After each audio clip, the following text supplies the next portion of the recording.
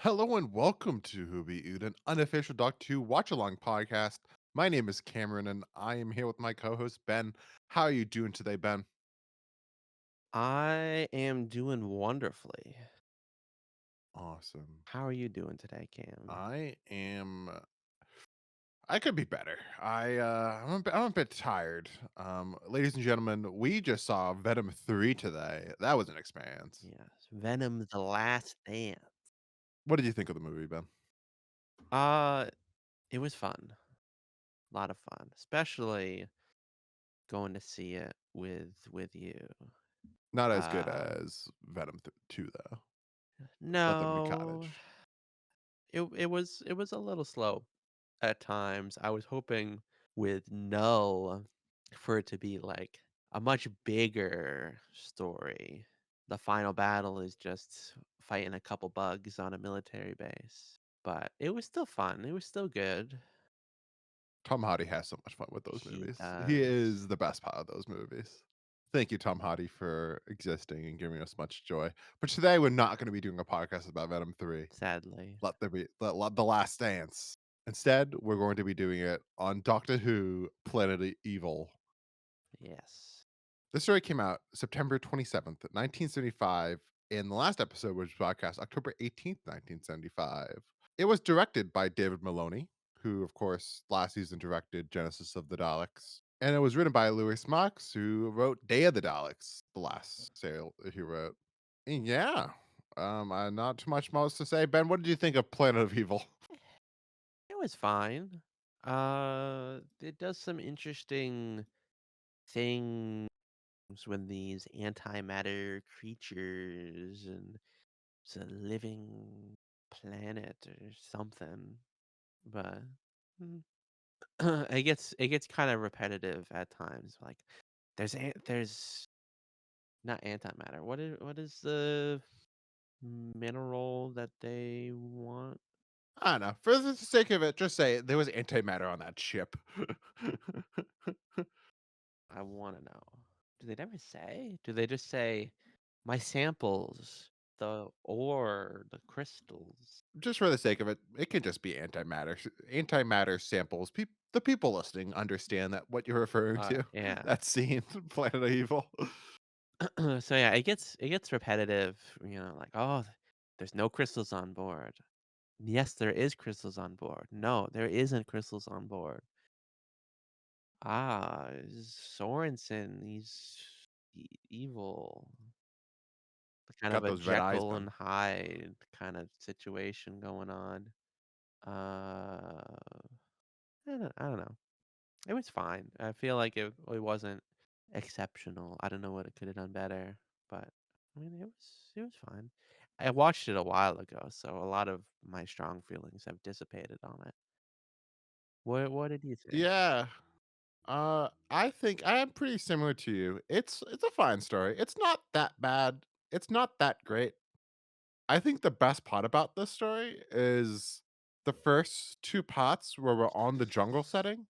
This is basically up until this point the best alien planet that Doctor Who has done. Like Really? they really do a great job with that jungle set. It is David Maloney, of course, directed before this Planet of the Daleks. Oh Mhm. no, was it Planet of the Daleks? Day Or am I or fucking oh no. no. The second Pertwee Dalek story was Planet, right? Yeah, Planet. He of course did Planet of the Daleks, and of course with that, he did a jungle setting in there, and we thought that in that story he did a convincing job with the jungle setting. But I feel like with this one, he goes to even more extremes. He really films it very convincingly like this is not a studio, that this is a living planet. The lighting is fantastic on that planet. And something I just found out about reading the Wikipedia is that they actually shot all the planet stuff on film. And you really can see that difference. It doesn't feel like a studio recording. It feels like real effort was put into making this be a convincing planetscape. Especially like that moment where like the drone like is on top is like going through the jungle. Like that stuff looks fantastic. I think that the result of the planet looking so good is that they spent all the time and the money on the planet setting.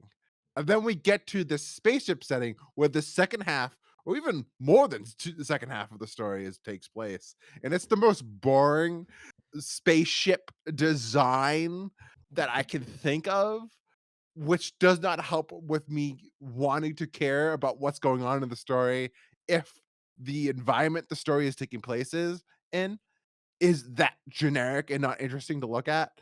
It's a real shame, Yeah. in my opinion. I didn't What do you think of that, like, jungle setting then? yeah, it is pretty good. Uh, it's similar to Planet of the Daleks, and it makes sense. I didn't know it was the same director, so that makes a lot of sense. He seems to know how to do that well. And yeah, I kind of wish the story Planet of Evil was on the Planet of Evil for longer, but Oh, yeah. because the spaceship stuff isn't as interesting. No, it's the it's like it's even hotter when you just go like, "You guys did it better last season on Aka Space." That spaceship was so much more interestingly designed, and then you cut to this, which is just like most boring design. Yeah. Yeah, it just isn't. I think they spent all the money on the planet and they didn't have enough for the rest. Like when Yes. they're going to get like the force field generators, it's like literally like a closet, like with a normal handle and they open up. They couldn't they ran out of money. They couldn't do a fancy sliding door. Yeah, too bad. But the creatures that are on that ship are fairly interesting. The antimatter creature and the antimatter versions of Dr. Sorensen. I think I prefer more the like when Sorensen is like the Jekyll version of Mhm. himself, the Isn't monster that's isn't like it's Mr. kind of like a Hyde slasher in a way. the evil one? Yeah, oh no, I fuck up. Yeah. You understand what I'm saying. It's like like when Sorensen is the evil antimatter Sorensen, that stuff is great. I think really reminiscent. I think that I would imagine that a big influence on a new series episode 42 was Sorensen. It reminded me a lot of that episode, and then even, there's an episode called, The Satan Pit and The Impossible Planet, and, like, that actually, I shouldn't say that, no, that doesn't really remind me, but it's 42 really reminded me of Sorensen, Really? um, so I'm excited to see in a couple years from now if you also agree Mhm. with me on that one, if Sorensen will come to mind, but, it helps that it for that the second half, which is a little bit weaker than that first half because of the setting, it does help that we have Sorensen that's just like going, "Boo, I'm gonna kill ya," and just killing motherfuckers. Nearly everybody. Um, and like the eyes makeup on him is fantastic. Like, I think it looks really great. Like the glowing eyes? You Yeah, the thought that glowing red looked eyes. fantastic? I think that looked fantastic. I think that's what it has a wonderful charm to it, Ben. Do you It disagree? just looks like they put stuff on his eyelids. Like, I think if it let was me like a look at a picture contact right or now. something, it would have looked better. Nah, I love it. I think it's fantastic. Did they have I contacts in love the the charm. 70s? Not on Doctor Who's budget. On Doctor Who's budget, if they use contacts, my god, like some motherfuckers going blind, Ben. They did have them. But not on Doctor Who's budget. They have the budget of a piece of toilet paper and some styrofoam. Like they don't True. got budget for these fancy contact lenses. Eh, it was fine, I guess. But yeah, what did you think of Sorensen, Ben? He's interesting. The kind of Jekyll Hyde thing is interesting. The rest he comes off as like a little bit cartoonish, a little bit just the maniacal scientist that we've seen many times before. And that new kind of alter ego element is interesting, but not that not interesting enough maybe or something. I don't know. It's fine. Would say the same thing like that. Like it does the service that it is supposed to in this story, but I wasn't blown away by it. I think the actor gives it his True. all, and I like the actor. The actor, I like that it is a pudgy like hairy like stubbly guy. Like I love that shit. Like it isn't just like a clean cut scientist. Mhm. Hashtag representation, Ben. Um, but like, yeah, he doesn't do that much to make you really care for him. You don't like, oh my god, I'm so heartbroken that he turned into this monster. It's like the story Yeah, he's doesn't not a like sympathetic give it in like character. that. Um, It is his own undoing. it has that funny moment at the end of just of the doctor giving him the idea of the other form of True. electricity because of course he's trying to come up with he thinks that antimatter will be another source of And energy, the but doctor's like then the doctor gives gaslighting him, like, him "Oh, you what were he really telling me should all do. about this great idea you had." That was funny. But to go forward from there, what did you think of Tom this episode, Ben? It was good. Has moments that I liked. Yeah, he has some interesting moments. I mean, he's Tom. He's doing a great job as always, being very selfless. I think he does a great job this episode. He definitely this is one of the episodes where he really makes he sells the danger that's involved in Yeah, this story. Like he's constantly like telling them that like you're all gonna die. Like stop doing this. Like it's like he really sets the stakes for this mhm, story. Um, which I feel like it's like another thing where we didn't get that as much with Pertwee. Pertwee didn't like he wasn't this like he Pertwee would like deliver it so like yeah. Britishly and like so like He oh would you're gonna say die. Like he like, wouldn't "You have like fool," and not like, "You fool, what the fuck are you doing? You're gonna kill us yeah. all." Like, you can, like, definitely like, Tom has that frustration element to it that he's just like, you gotta listen to me." Like, and, like, he it really sells the drama Yeah. of the story. I think that's one of the great things about the story. Um, even though it's kinda doesn't really work at the end of the day fully, because why doesn't this work at the end of the day, Ben? Let's move on to there because like there's good elements to it. I think like the antimatter stuff is a good idea, and I love the idea of having it be like split up between like the you have like the first part, which is first half of it, which is much more like on the planet, and then we have the second half, which is much more like a ship setting. Them trying to leave like this system. But, like, at the end of the day, it's like it's not the most exciting story in the No. world, but, like, why is it I not, you think, think? like, the dialogue's good, but I think, like, the plot could be improved. Like, there are times where things happen just because the plot need them to. Like, he puts some of the antimatter ore in a little box, and that never comes into play except for when he forgets about it, and now he has to go back and give it to him, give it to the antimatter creature, or something along those lines. Like, Yeah. I think there were one or two other things that are like that, where just like, this is happening because we need to get to this scene.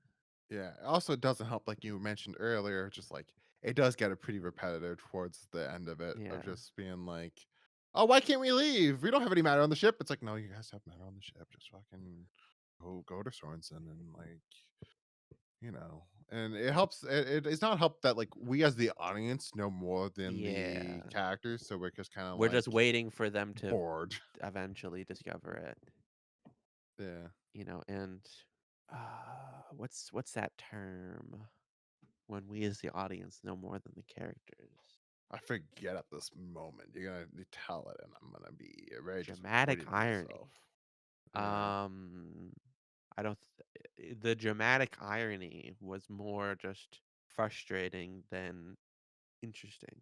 No, because like there's so much suspense that could be played with something like that where the audience knows more than the characters, but they don't really play it for No. suspense.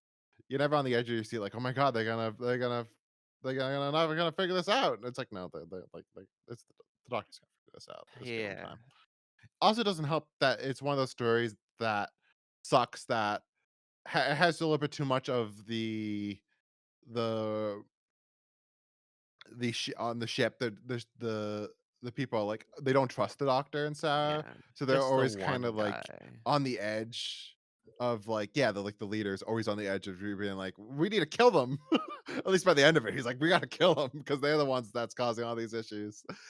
And that always a story like that, it's not enjoyable for the audience for these characters just to always be put in, like, a situation where they're, like, they're Yeah. prisoners. You kinda just want them to be in line and facing the threat and not just having them think that they are the threat. Yeah, it goes on for a little too long. Cliffhanger for episode 3 and, like, the beginning of episode 1 is them, being executed because it's all their fault. Yeah. They must be. They needed to get all on the same page a little too soon, I think. 1000%. That's like a pot 2 cliffhanger. That's like in the middle of the story. By 75% of the story, they should be all on board trying to Yeah. solve the threat. It is which is why it's like, yeah, the first 2 episodes are kind of the where the story peaks, and then it just kinda just dwindles and dwindles. Like, the flame just keeps on Yep. going out for this story. But yeah, on the ship, they have a name. What's their name, Ben? The ship or the people? The people on the ship. Morestrans? Morestrians. They're They there. are there. Reveal a lot of chest hair. Like they're not afraid to show it. Did you notice I that? did not notice this. Oh, especially with the old man character, like the second in command character. He has so much like white hair just coming out. Like they do not care about showing a little bit of body hair. And did you realize of course, like I said, this is directed by David Maloney. Did you realize who one of them were, Ben? I did not. One of them, the guy that's like I'm just gonna send you a picture. It's not good for the audience, but he's kind of like the short fella with the brown hair who he get I think he's the first one that dies in the story, if I remember correctly. That's played by Michael Wisher, who of course was Oh, Davros last season. Well, of course, directed by David Maloney and Genesis of the Daleks. I sent you the picture. He's the one on yeah, one of, like, the the right. guards or something. And, of course, it showcases his range as an actor that you wouldn't even guess that that is Davros. And this is his last appearance in Doctor Who. It's kind of sad because we've seen him That's a couple it? times pop up. Yeah, he's done. He's done with Doctor Who. Damn. But also, it shows you this is a good story that shows you like how small he was as a man. Like he was Who's tiny in the story. Davros next time then? Oh, I don't know the actor's name. He's not good in the story. Destiny of the Dalek? Yeah. Uh, David Gooderson, who only plays him the once in Destiny, and then is replaced by Terry Malloy. Not a fan favorite, Davros. wow. But do you have anything to say about the Mostrins, whatever the hell that you pronounce it? The ship people, Ben? Morestrans? Yeah, do you have anything to say about the crewmates on the ship? Not really. Kind of just your generic science fiction crew. Indeed. Especially like even down to like the costumes aren't that exciting. It's very much generic costume design of just like shoulder pads and like blue outfits. Yep. Nothing that much going on.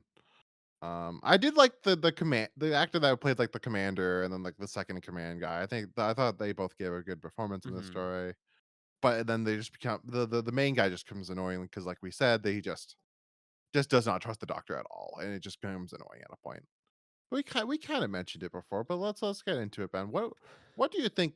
What would improve this story? Because we talked about why it didn't work. How could but you then, like, improve it? how would you fix it? Mm, I mean, ideally, there's a version of the story where it's all on the planet and we don't bother with the ship. But if Yeah. we want to keep like the base under siege elements, I don't know. I feel like it needed to play on the like, once you get on the ship, if they've really played on the horror element of it, and the Sorensen was way more of, like, a slasher, like, it was very much he's picking up the crew one by one, and it's kind of like a threat that they have to overcome, and, like, it's just, like, maybe he's, like, making more people like him, like, it's kind of like a disease in some way, like, Yeah. maybe that would be a little bit more Or what if exciting. it was more of like a mystery? Like, who is killing all these people? Yeah, but then, like, at the end of the day, that would still not work because we kind of just like, "Oh, we know it's Well, Sorensen." if we didn't Like, know who it was Sorensen, though. yeah, yeah, because maybe you would maybe, like, at the beginning, there was maybe, like, you have another scientist character that didn't die, and so that it's multiple people that, like, could be the culprits or, like, having more people on board that are more interested in this antimatter and, like, playing with, like, people's desires for this, like, like, antimatter Yes, and, like, unlimited source of energy. kinda, like, having it be like a drug effect that, like, that they're obsessed with it, like, it's like a drug. It would be cool, kinda cool, but, like, it needed another, like, hook to it. Yeah. I think, yeah, at the end of the day, yeah, it just needed, like, it needed once it got on the ship, it needed just, like, it's few just 1 or 2 more ideas. If you had 1 or 2, it has a lot of ideas at the beginning of the story, but then, like, once it gets to the ship, the writer kinda it has no ideas left in the toy box. If you just had 1 or 2 more ideas to throw in at, like, halfway through the story to reinvent it, then it would be a great four-parter. But because it doesn't really reinvent itself that much by that point, it kinda becomes boring, and it kinda becomes the story that it is at the end of the day. Yeah, the formula gets stale fairly quickly. Yes, it does. Alright, Ben, do you have anything more to say about Planet of Evil, or can we move on to cliffhangers? Honestly, yeah, I think that's kinda it. Awesome. Before we go on to cliffhangers, I do wanna point out there's a sequel to this story. I don't know if you A saw this. sequel? There's a sequel story in BBC Books called Zeta Major. It's a Fifth Doctor book. Oh, I did not know that. So next week, ladies and gentlemen, we're gonna be reading Zeta Major. No, we're not. Um, Unless I actually own that book. really? Yeah. That's hilarious. You gotta read it then. You gotta tell us the story of how does this move on? Someday. I don't wanna spoil myself for 5th Doctor stuff. I gotta wait. Ben, run us through the cliffhangers. Alright. Uh, so the first one is the antimatter creature attacks the Doctor and Sarah. Yep. The second the I got second nothing. one is the Doctor falls into the hole. Ooh. Off topic, but there's a quote I really liked when he comes out of the hole. Sarah, Vanderbilt's equation of knowledge. Quite wrong. Not concerned with his own health and well-being, but like this this is not how things are. More obsessed with the interesting experience he just had. And the third cliffhanger, the Doctor and Sarah are about to be ejected out into space Ooh. because they're spies or traitors or something. And that's that. Best one's the first one. Really? I was gonna say the second Well, one. did Doctor falls into the nah, I think it's the hole, and they first do. one. Do they think they do a freeze frame of the Doctor about to fall into the hole? Like none of them are good, but I thought that one was interesting. I think one I think is the more iconic one. Just for it being the DVD box art. Did you know have you seen the DVD box art for this, Ben? No. The artwork, incredible. I love the cover for this DVD.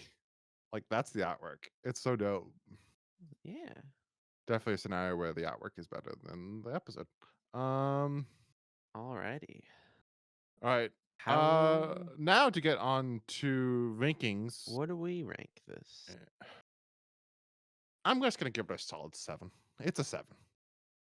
It's okay. It's not great. It's not good, but it's not bad.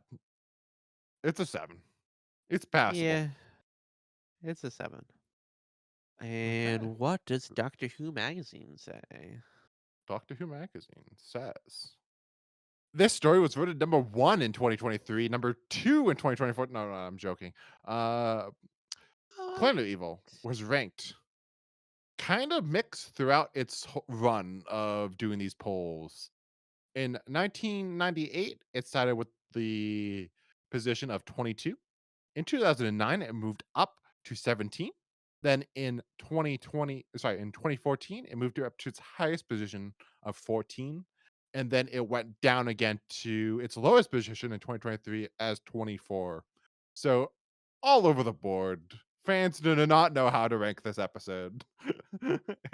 Well, This is always hard, especially like I feel like it's harder even with Tom than Pertwee just because there's so many episodes. But like so far from the episodes that we have watched, this A Face of Evil, at least in sorry, Planet Evil, at least in this rank, at least from and at least the 20 up you can do it, fuck, I Cam. can't speak. At least in 2023, Planet Evil is the only one that's below it that we have watched is the Sontaran Experiment and then Revenge of the Cybermen. So, like, do we think that Planet Evil is better than those stories? I mean, I'd rather watch the Sontaran experiment. I would agree. I would rather watch the Sontaran Experiment, but I would watch this over Yeah, Revenge of the Cybermen, which is pretty similar to our rankings. In saying that, at one point, this was rated higher than Robot. That is insane. I don't know anyone who would want to watch Robot. I mean, who would want to watch Planet Evil instead of I Robot. guess I see That is someone insane to me. really liking it. I don't know. Baffling. Those sickos that voted it in the 14th slot in 2014. What were they thinking, Ben? I don't know, Cam. That's really high for this story. It is. That's in like that's better than 75% of the stories, basically. I hope Like, not. ooh. Okay, Ben. I think that's gonna be all for today. Do you have any closing thoughts and ideas to tell the audience? Uh, sure. I thought their hairstyles were dumb. They're trying Classic Who always they come up with these like future hairstyles, but the future hairstyles look like still like 70s and 80s, and they look really dated and not good. But that's kind of the charm of it. I suppose. Okay, everyone. Please remember to like and subscribe.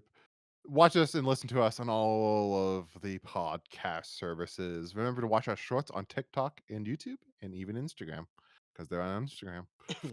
Peace out, everyone. Have a wonderful rest of your day.